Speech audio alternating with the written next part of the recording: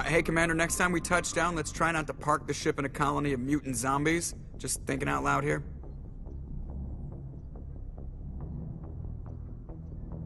How's the Normandy performing? She's the best balance. The Normandy's probably too much ship for your average Alliance pilot, Commander.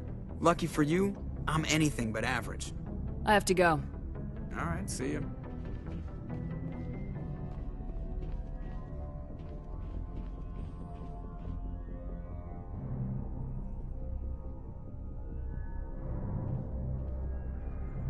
Do you have some time to talk now, Commander? Let's hear it, Lieutenant. I'm always open to my officers. We've played it pretty close to the book so far, but we're a long way from backup. We've got some tough calls to make. I'm just saying, try to leave yourself a way out. I've seen what cutting corners can do, and I'd hate to have that happen to you, Shepard. Commander.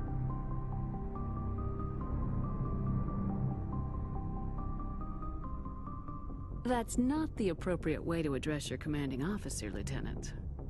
Sorry, ma'am. Maybe I got a bad signal. I mean, if you're a... Maybe there's someone else you'd rather confide in.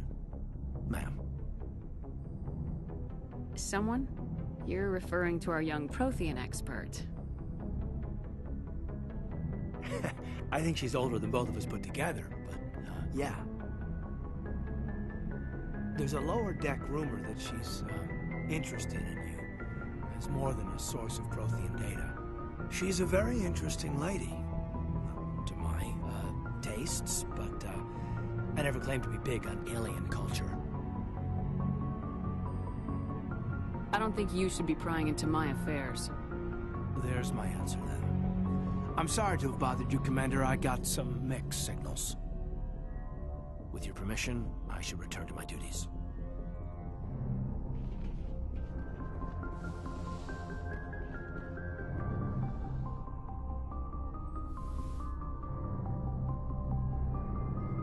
Commander, are you coming to check up on me? You look much better. How are you feeling? Dr. Chakwas assures me I am going to be fine.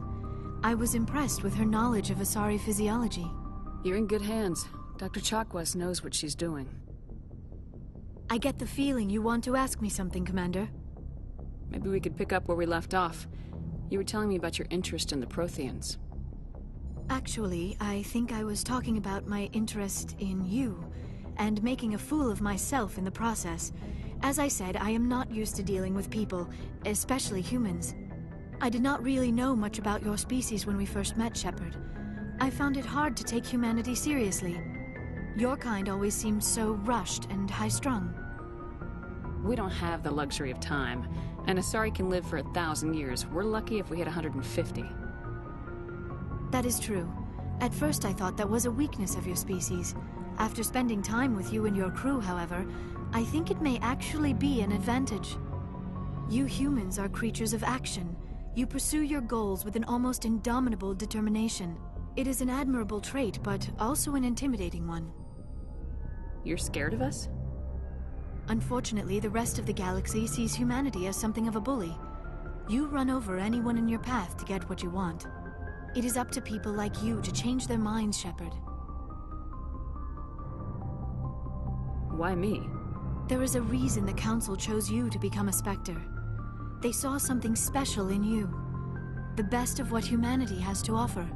I looked into your history. I know what you did during the Blitz. It was a remarkable display of courage and heroism. You didn't need to go behind my back. I would have told you whatever you wanted to know. I apologize, Commander. After our last conversation, I was afraid I would say something stupid again. I wanted to know more about you, to understand what made you into the woman you are. There is something compelling about you, Shepard. Are you sure you're interested in me, or is it my visions of the Protheans? I admit, your connection to the Protheans had something to do with my initial interest, but it has grown beyond that. You intrigue me, Shepard, but I was not sure if it was appropriate to act on my feelings. I thought there might already be a relationship between you and Lieutenant Alenko.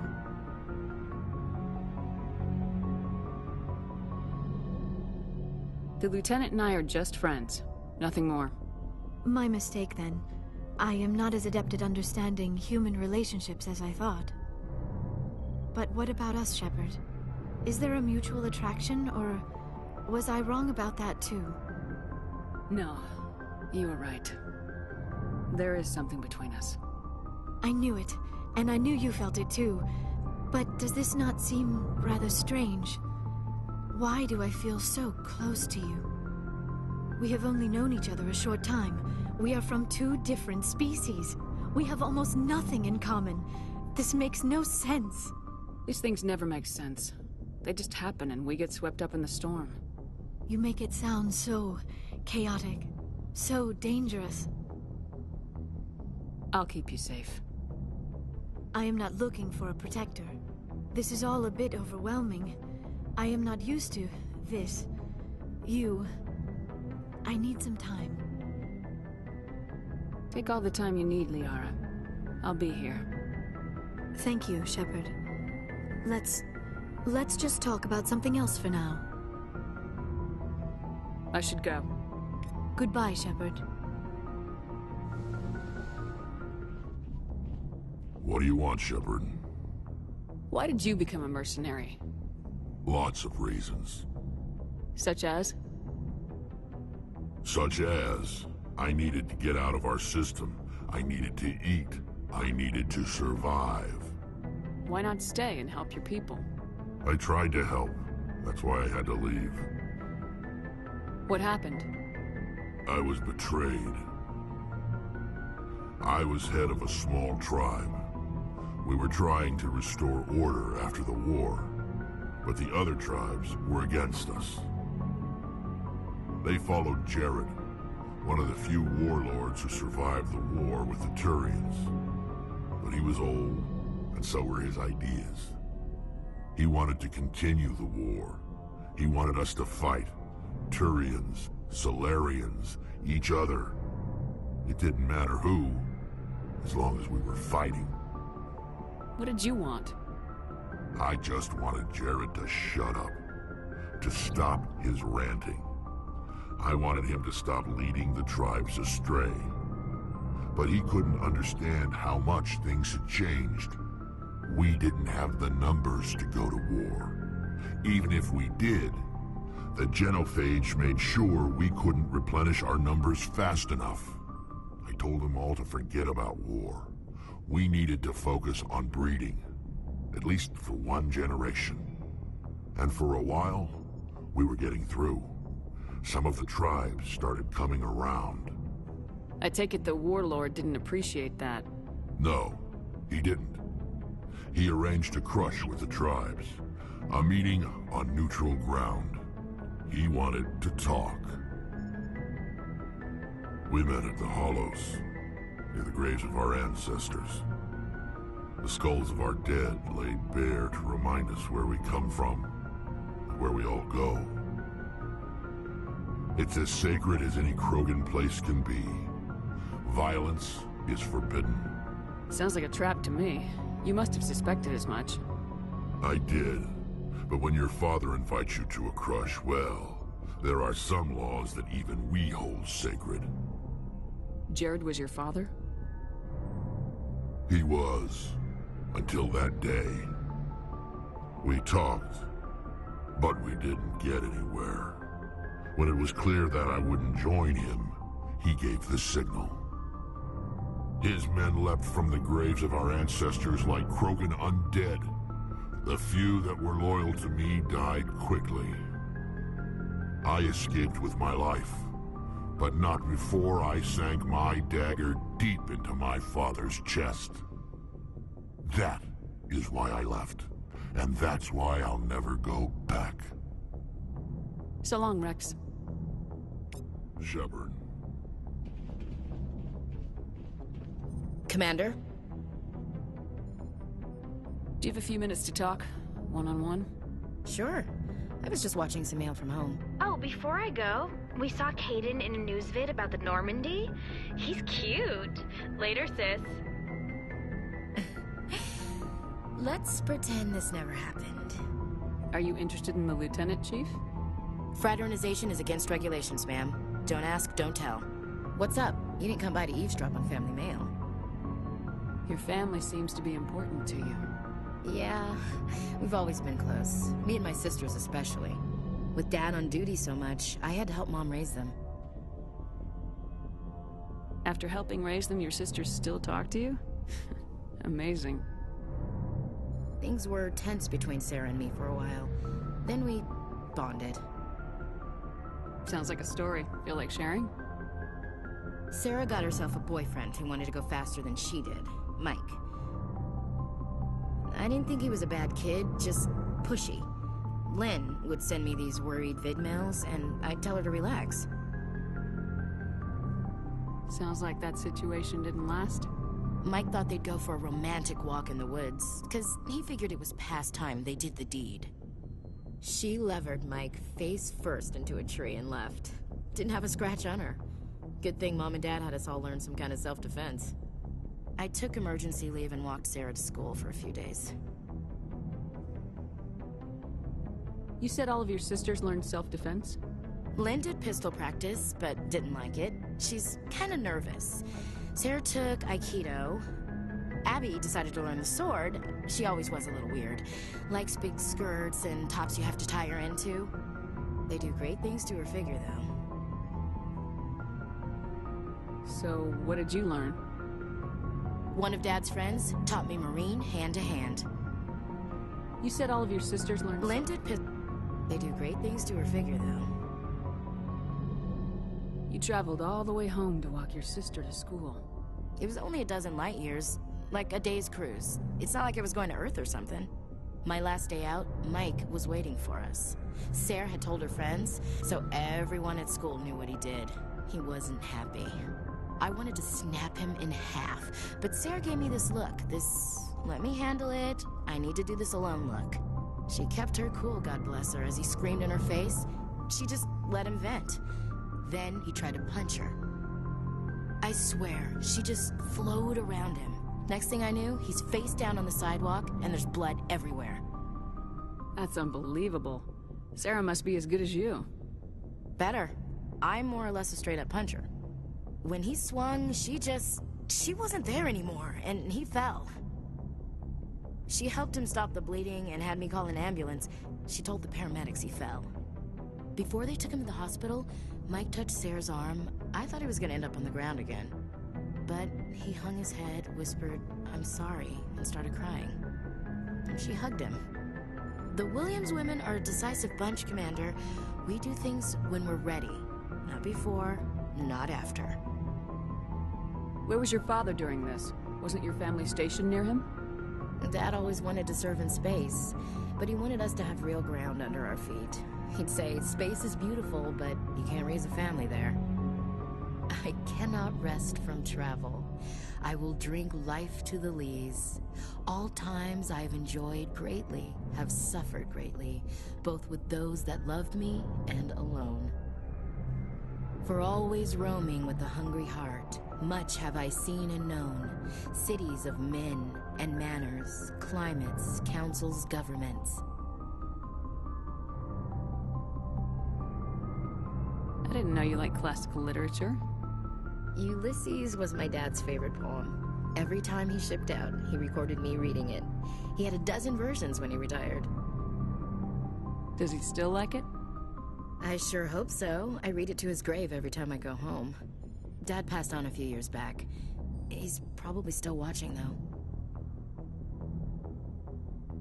I thought you said he was dead.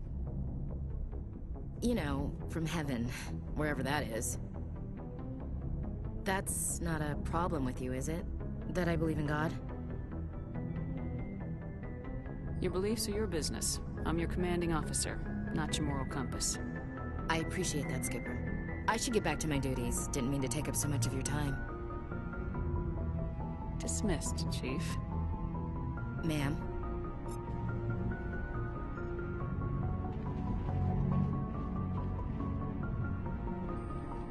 Commander, good to see you. You've been with C-Sec a while.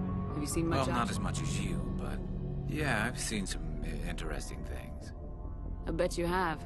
Anything in particular that stands out? I remember this Solarian geneticist I was sent to investigate. That case was a bit disturbing. What happened? Why were you investigating him? I was tasked with tracking black market trade on the Citadel. Most of it harmless, nothing I needed to pursue.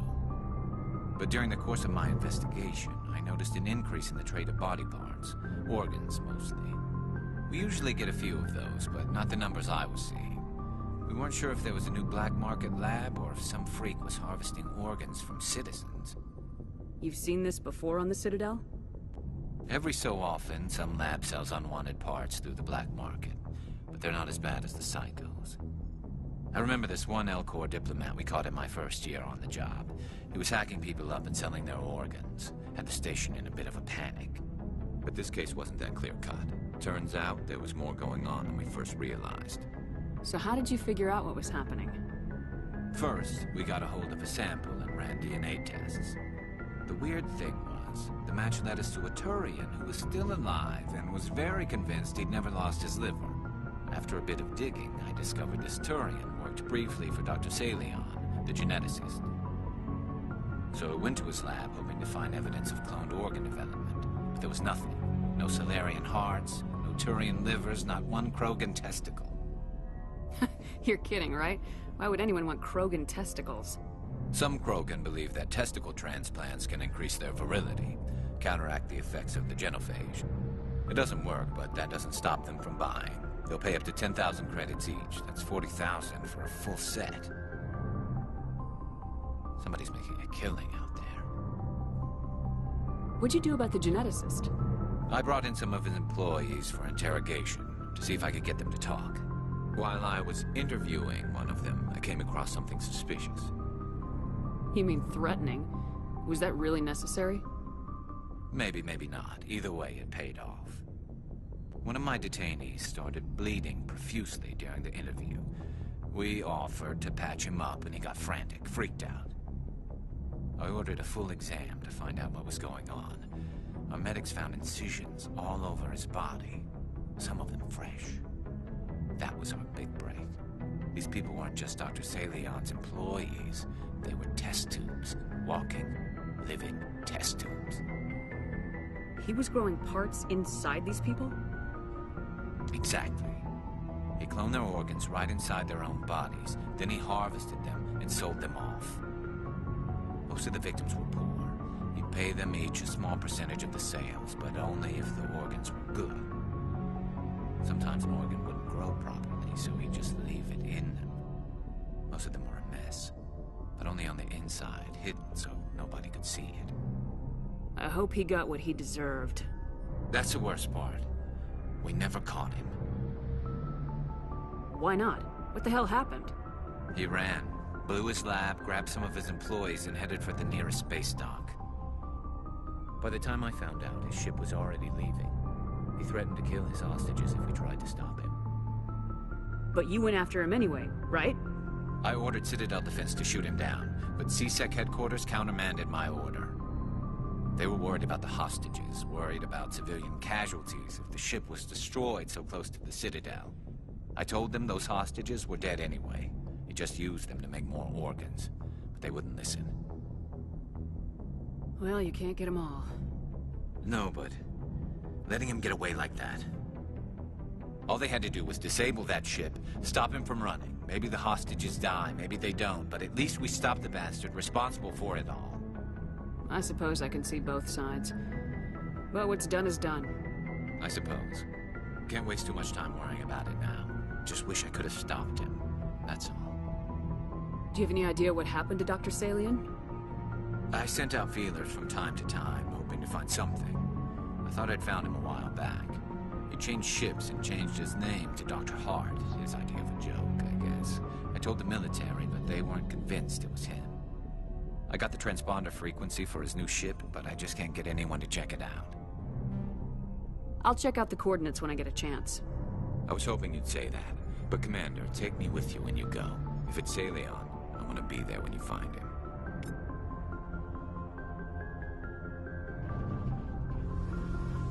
Shepard, I'm glad you're here.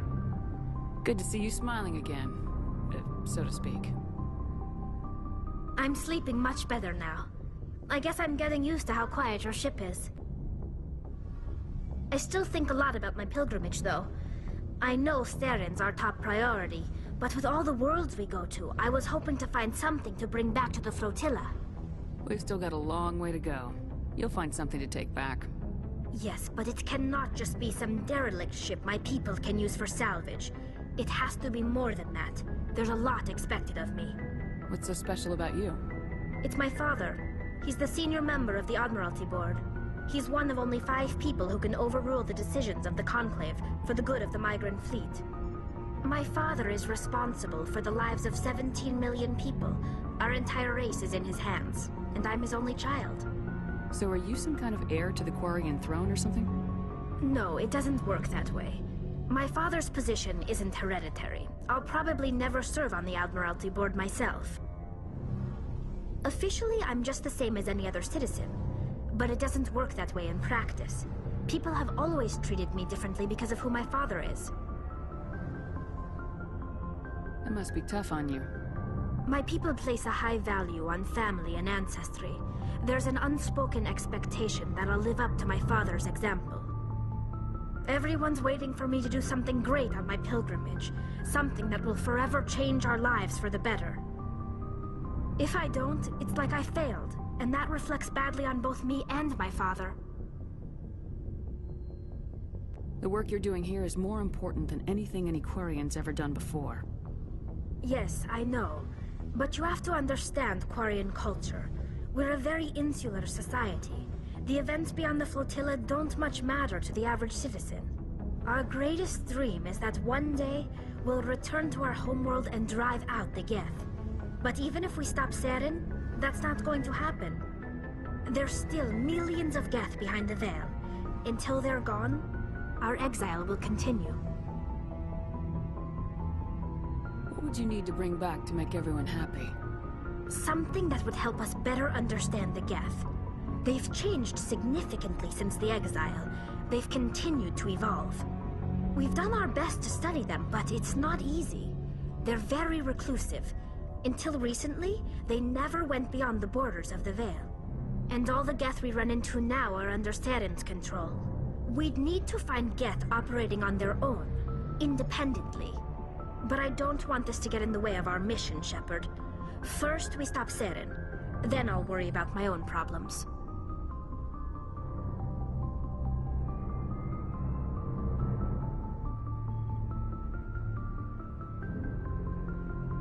What was your father like?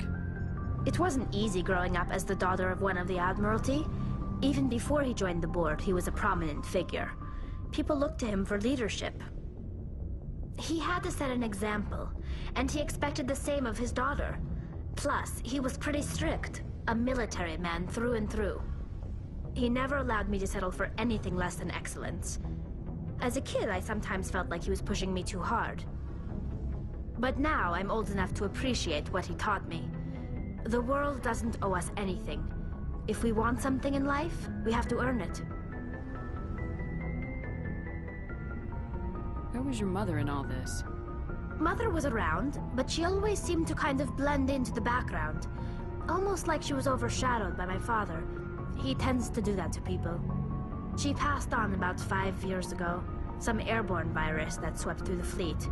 Happens sometimes when the filters start to break down. I think my father took it pretty hard. After she was gone, he became even more focused on his work. I think that was his way of dealing with the grief.